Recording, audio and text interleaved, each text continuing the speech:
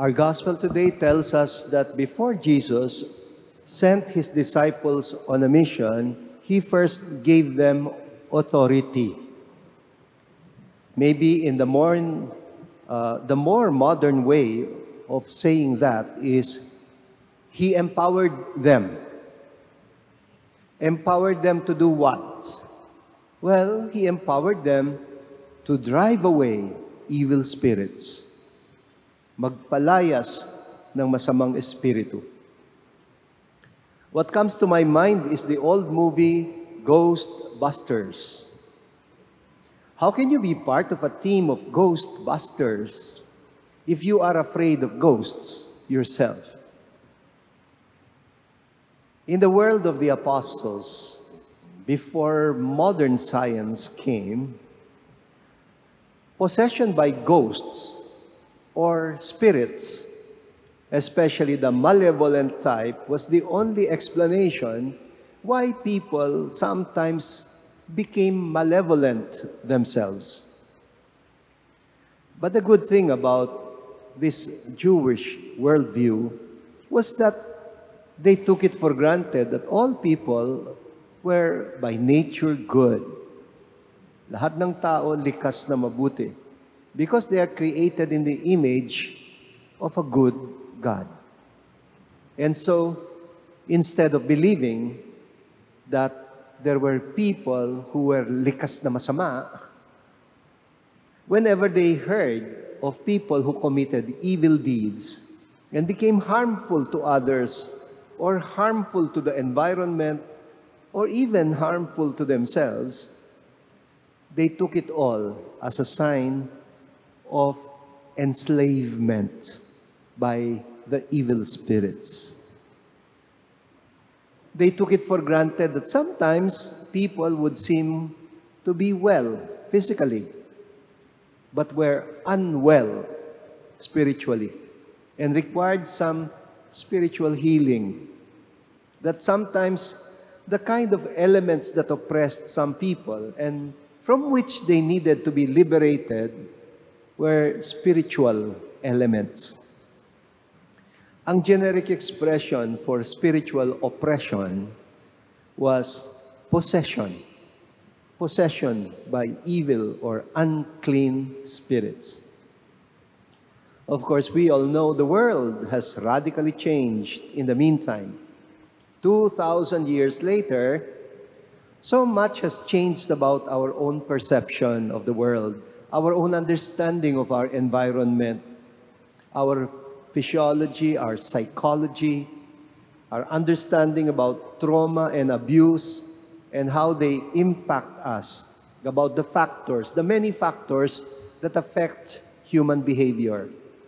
Pero in spite of all our modern education about human behavior, we continue to struggle with the same old issues about evil and the manifestations of evil.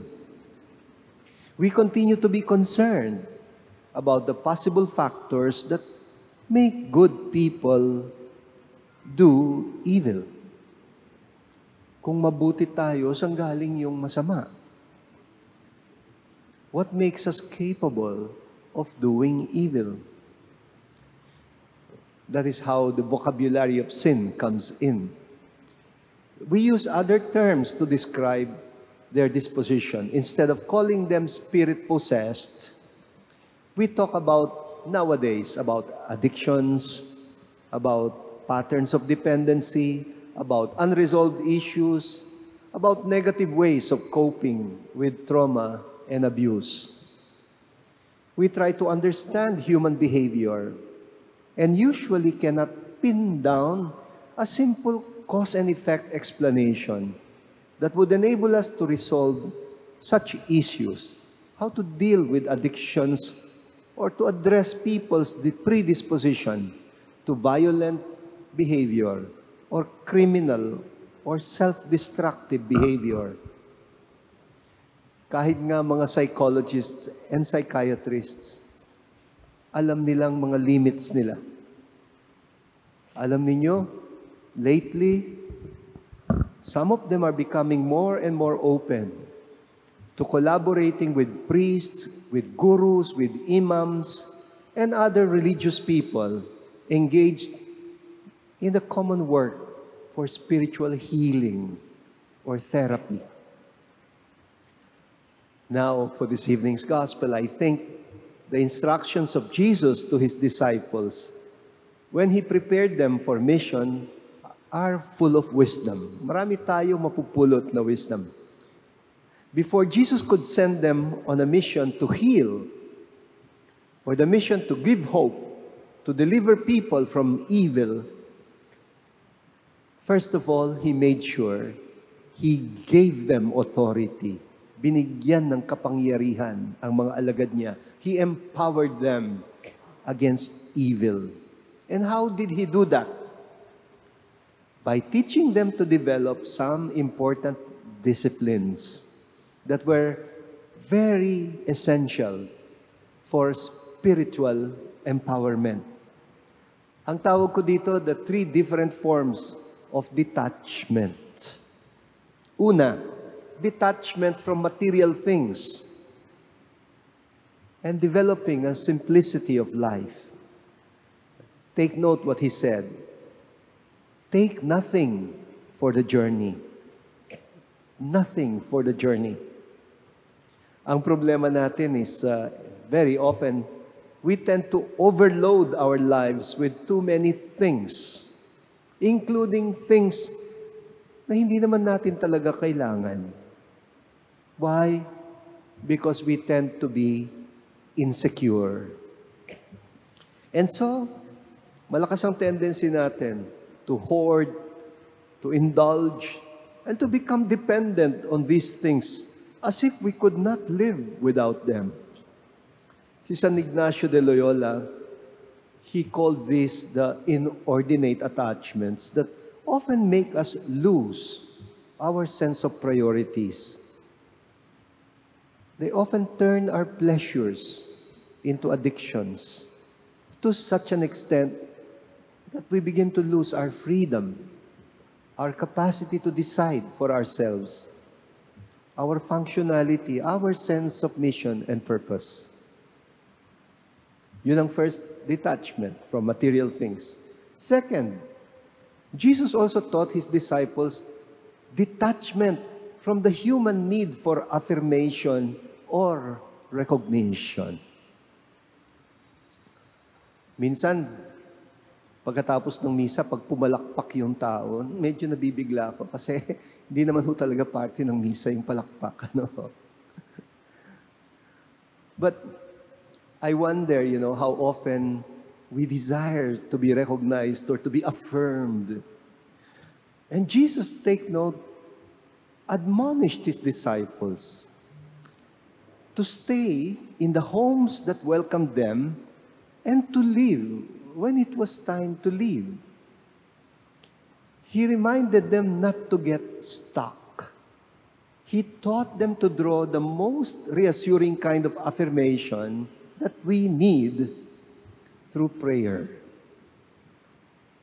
Kasi ang lakas ng need for attention ng tao. And Jesus taught the best kind of attention from the Father through prayer.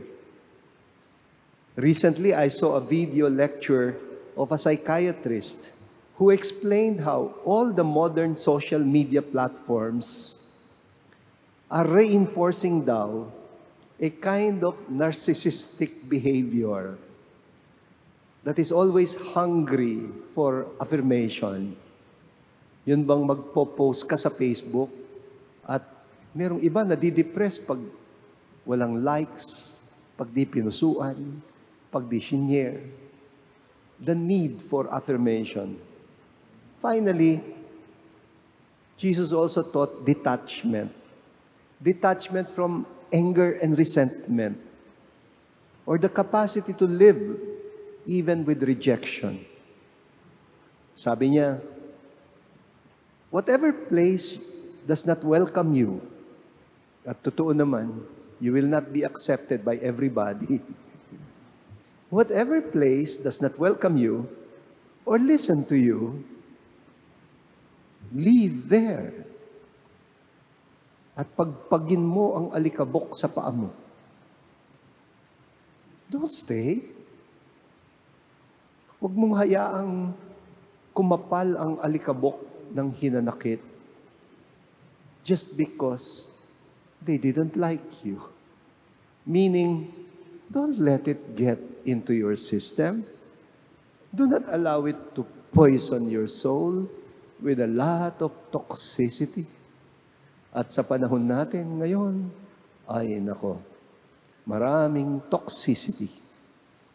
Perhaps we should include here the will to rise above failures, disappointments, and traumas.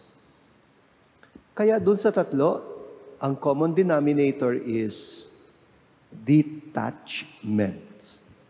Detachment, which is made possible when we discover the only liberating kind of attachment. May isang attachment lang na liberating, and that is God's love. God's redeeming love as revealed to us in Jesus Christ on the cross.